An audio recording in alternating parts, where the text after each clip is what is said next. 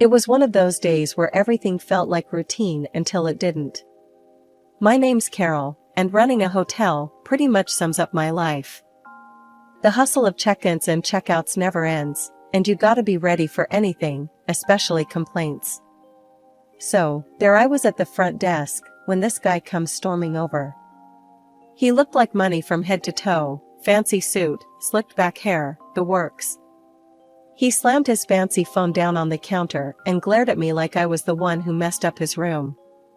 "Hey, the state of my room is unacceptable. Who's responsible for this?" he snapped, his voice crisp.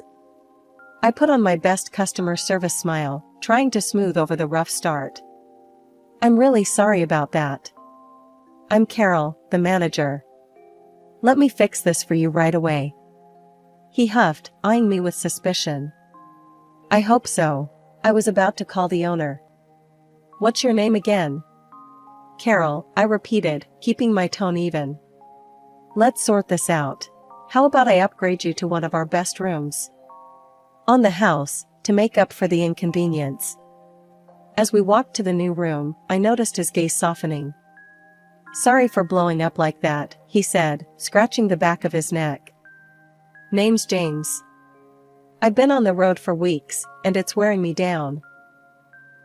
"No worries, James. We all have those days. Let's just make sure the rest of your stay is pleasant," I said, opening the door to a top-tier room. He peered inside and his face lit up. "This will do nicely. Thanks." Seeing him calm down gave me a little relief. We started chatting as I filled out some paperwork. Turned out, he was a cryptocurrency investor, traveling around to enjoy the fruits of his smart choices. "It's not all it's cracked up to be," he confessed. "Gets lonely, you know?" "I can imagine," I said, handing him his new room keys. "But hey, you get to meet new people all the time, right?" He chuckled. "Yeah, like fiery hotel managers who know how to handle an irate guest." I laughed. Part of the charm of the job. Before he headed to his room, he paused. "Hey, Carol, would you like to grab dinner later? I owe you one for handling my tantrum." I was a bit taken aback, didn't see that coming. But he seemed genuine. "Sure, James. That'd be nice." And that's how I ended up at dinner with a guest from my hotel, talking about everything from crypto to favorite pizza toppings. He was easy to talk to, laughed a lot, and didn't mind when I ranted a bit about my hectic day-to-days. After our unexpected dinner, James and I started seeing more of each other. It wasn't like any of those cheesy love stories, it was more real, more raw. We'd meet up after my shifts at the hotel, sometimes grabbing a late-night bite or just walking and talking until the early hours. One evening, we were at this little dive bar, the kind where everyone knows your name and the beer's always cold. We were tucked away in a corner booth, the noise of the bar a dull background hum to our conversation. James was picking at the label on his beer bottle, something he did when something was on his mind. "You know, Carol, I've traveled a lot, seen a lot of places, but it's kinda lonely, this road life." "Yeah?" I took a sip from my drink, watching him closely. "Why keep at it then? Why not settle down or something?" He laughed, a short, dry sound. "Settle down? And do what? Invest in real estate, get a dog, and mow the lawn on Sundays? That's not me." I chuckled, shaking my head. "Doesn't have to be that boring, you know. But I get it. Freedom's hard to give up." We fell into a comfortable silence, just listening to the buzz around us. Then, without even realizing it, I started talking about my own life, more than I'd ever shared with anyone in a long time. "You know, after my folks died, it was just me and my little sister, Anna. Had to grow up fast, take care of both of us. I put everything on hold, her schooling, her life, it all depended on me." James turned to me, his expression serious. "That's heavy, Carol. Must have been tough, being thrown all that responsibility." "Yeah, it was hell. But what do you do, right? You play the hand you're dealt." I shrugged, trying to keep the mood from dipping too low. But you've done well for yourself, managing a hotel and all. He was trying to lighten the mood, I could tell. I laughed, a genuine laugh this time. Yeah, I guess. Managing the hotel, handling the bills, and making sure Anna got a more or less normal life. He leaned in, his eyes intent. You're remarkable, you know that? Stop it, I swatted his arm playfully, but inside, his words warmed me, made me feel seen. So, what about you? You ever think about family? I asked, turning the tables on him. James shifted uncomfortably. Ah, family. That's a tricky one. Let's just say my folks and I don't see eye to eye. They have their empire, and I have my road. An empire, huh? I teased, bumping his shoulder with mine. Sounds fancy. He gave a rueful smile. Not as fancy as it sounds. More like a lot of expectations and golden handcuffs. We spent hours just talking that night. It was as if opening up to each other broke down some walls. I didn't notice the time until the bartender started putting chairs up on the tables. Things with James had been going surprisingly smooth. We'd spent weeks together. But he'd always kept a bit of distance when it came to serious stuff, like where this was all going. That is, until one evening when everything changed. I had invited James over to my place for dinner. It was the first time he'd seen where I lived, apart from picking me up for dates. He walked around my apartment, taking it all in. This is nice, really nice, Carol. Didn't figure you for living somewhere like this, he said, genuinely surprised. I laughed, spreading my arms wide. What, you thought I lived in a shack or something? After my parents passed, they left us pretty well off. Sold their house, bought an apartment for Anna, and I made the first payment on the mortgage. And this place is mine. James nodded, impressed. You've done well for yourself. Really well. The evening went on, and after dinner, we sat on the couch, a bottle of wine between us. That's when he dropped the bombshell. Carol, I've been thinking a lot lately, about us. I raised an eyebrow, my heart starting to race. Oh yeah? And what have you been thinking? He took my hand, his eyes locking on mine. I love you, Carol. I know I said I wasn't looking to settle down, but with you, it's different. I can't imagine being anywhere else but here. With you. The words hit me like a tidal wave. Just weeks ago, he was Mr. Non-commitment, and now this? But looking into his eyes, I saw something genuine. Are you serious, James? This isn't you just being caught up in the moment? He shook his head, squeezing my hand. I've never been more serious about anything. Carol, will you marry me? The question hung in the air, thick and heavy. My mind raced, but my heart was already answering before I could think twice. Yes. Yes, I'll marry you.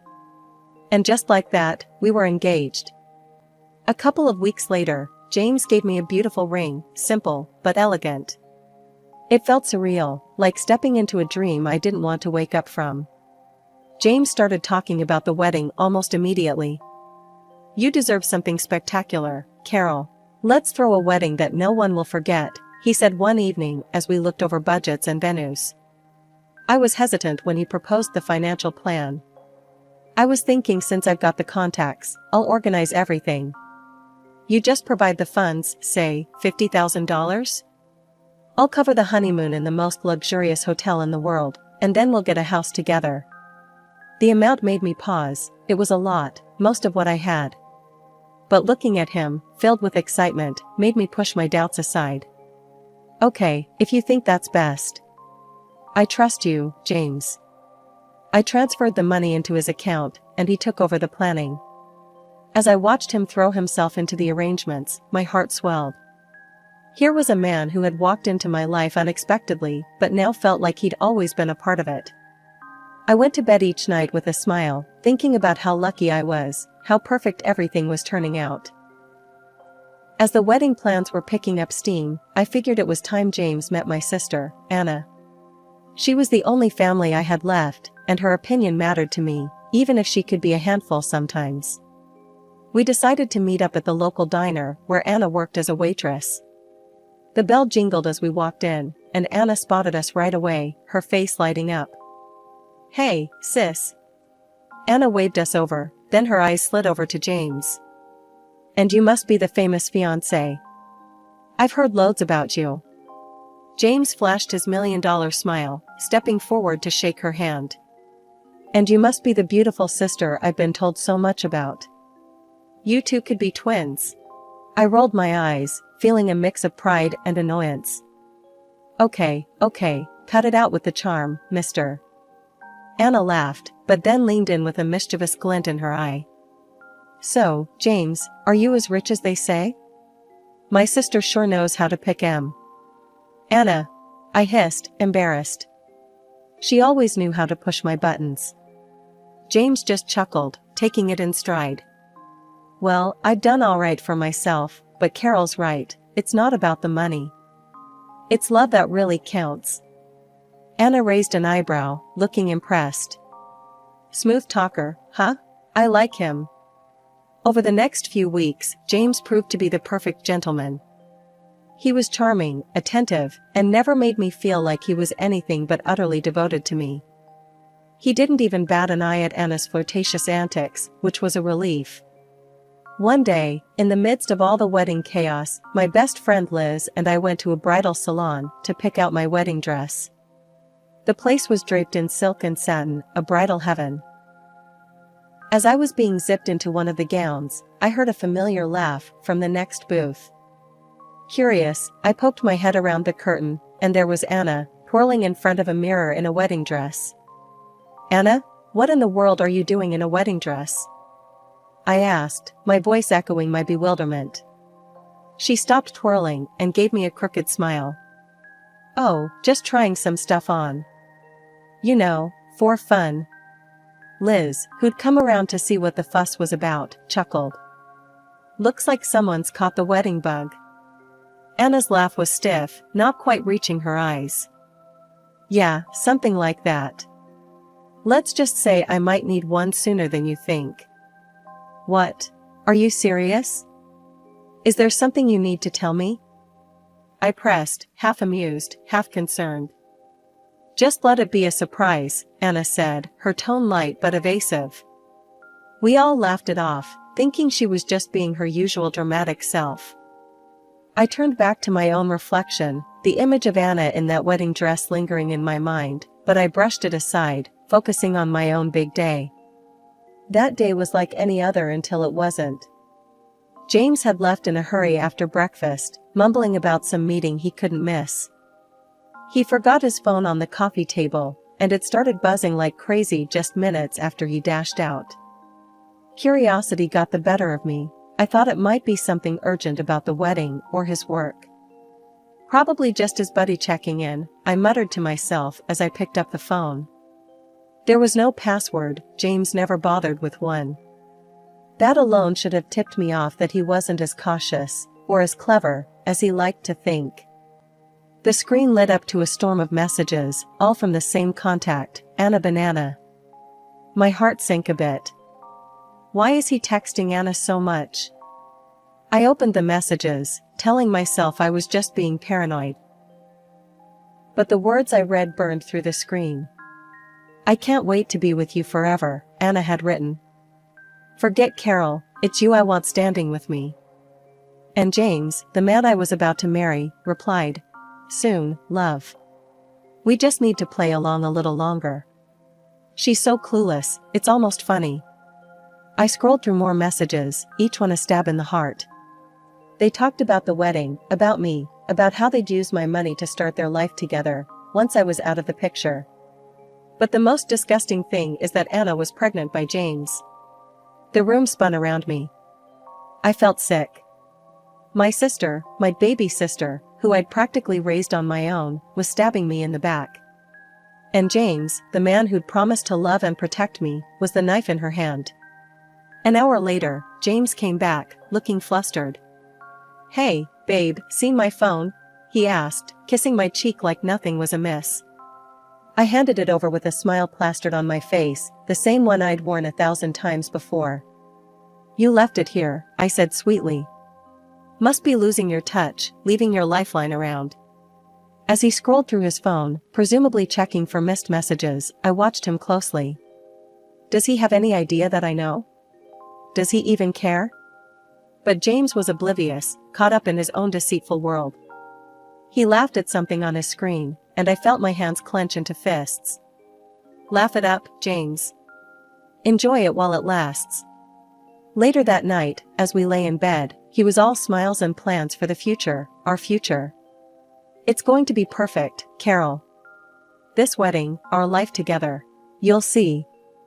I turned to face him, my heart a battleground of love and loathing. "I'm sure it will be," I murmured, letting him pull me close. "Absolutely perfect." As he drifted off, I lay awake, staring at the ceiling. The gears in my mind were turning, plotting, planning. I wasn't going to be the victim in this twisted play. They wanted a show? I'd give them one they'd never forget. But first, I had to act the part of the doting fiancé, just a little longer. The day of the wedding had arrived, and with it, a performance worthy of an award. The grand hall was filled with flowers, and our guests whispered excitedly, none the wiser of the drama about to unfold. Just as we were about to exchange vows, the doors at the back of the hall burst open. Anna, in a wedding dress, marched up the aisle like she owned the place. The crowd gasped, turning to watch her approach. She didn't stop until she reached us, pushing me aside with a dramatic flair. "I'm the one who deserves to be here, Carol. Not you. I'm having his baby," she declared loudly, turning to James. "Tell her, tell everyone." James let go of my hand and laughed, an ugly sound that echoed off the walls. "Thank you, Carol, for this lavish wedding setup. It's perfect, for me and your sister." The guests murmured, shock written on every face. James continued, "Why don't you take a seat, Carol? Enjoy the show as a guest." His words were meant to wound, but I simply smiled, stepping back gracefully. "Of course, I wouldn't miss it for the world," I said, my voice calm and even. Their smug smiles faltered, confusion flickering as I walked away without a scene. I took a seat, crossing my legs and fixing my gaze on the farce unfolding before me. As they turned to face the priest and made their own vows, another dramatic entrance halted everything once more.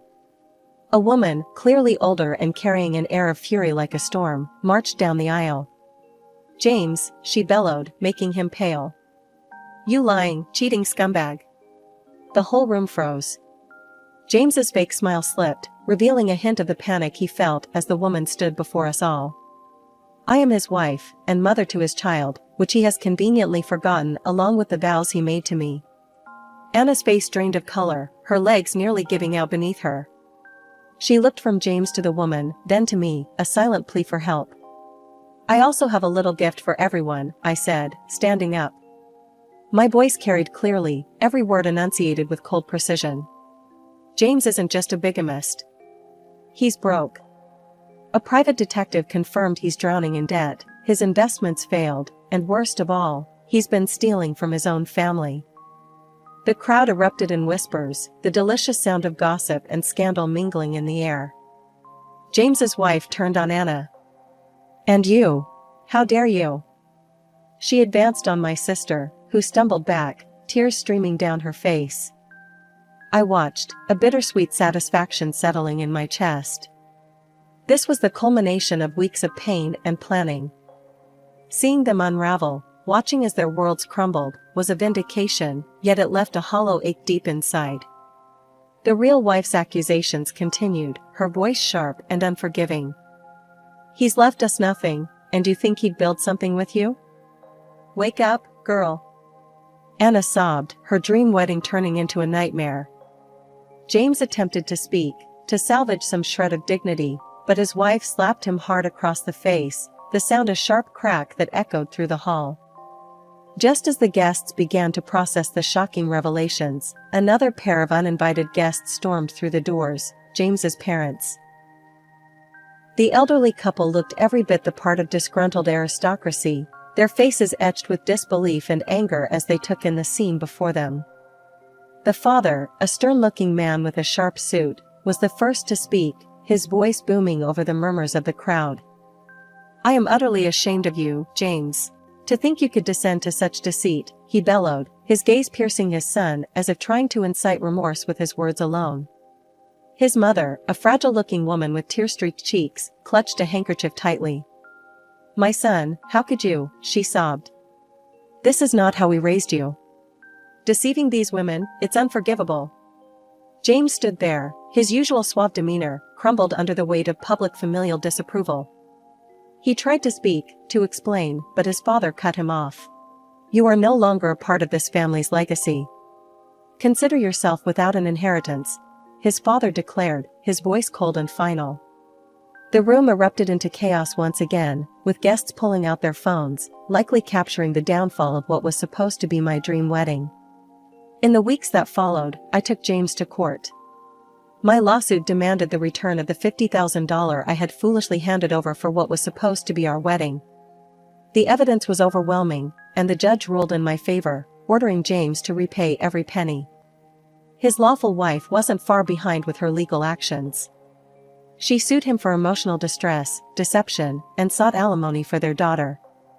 I attended every court session, a bittersweet feeling of vindication accompanying me each time I watched James face the consequences of his actions. Beside him, surprisingly, was Anna, who had chosen to support the man who had nearly destroyed me. One day, outside the courtroom, Anna confronted me. "He loves me, Carol. And I love him. We're going to get through this, no matter what you or anyone else thinks." I stared at her, the sister I once loved, now hardly more than a stranger. "Love? You call this love?" "He used us both, Anna. Open your eyes. He's a liar. But he's changed. He'll change for me. You just couldn't see the good in him," Anna retorted, her voice shaky yet defiant. Shaking my head, I felt a cold laugh escape me. "Good? There's no good in him, Anna. He's a con artist. And you're just another one of his marks." As I walked away, the weight of everything that had happened pressed down on me. The lies, the betrayal, the court battles, it had all taken a toll. Yet, there was a strange sense of closure. The man who had vowed to love me had shown his true colors, and I had exposed them for the world to see.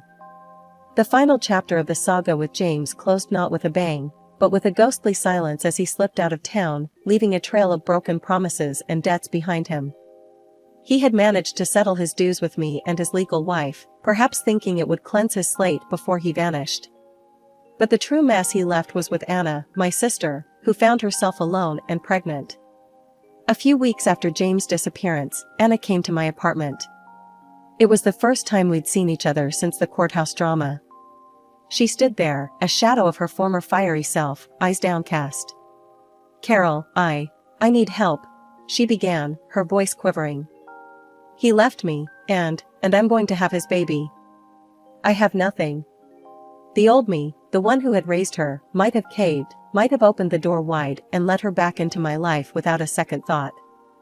But too much had happened. "You have the apartment, and you'll have the baby.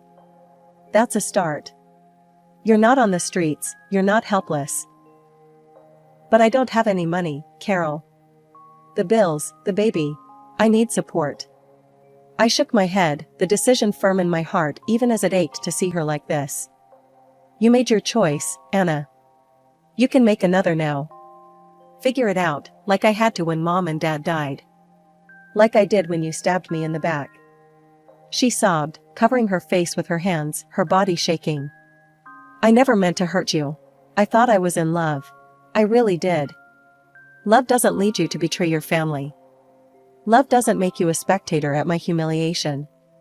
You didn't love me enough to stay away from him, to come clean before everything fell apart." Anna looked up, desperation written all over her face. "So, that's it?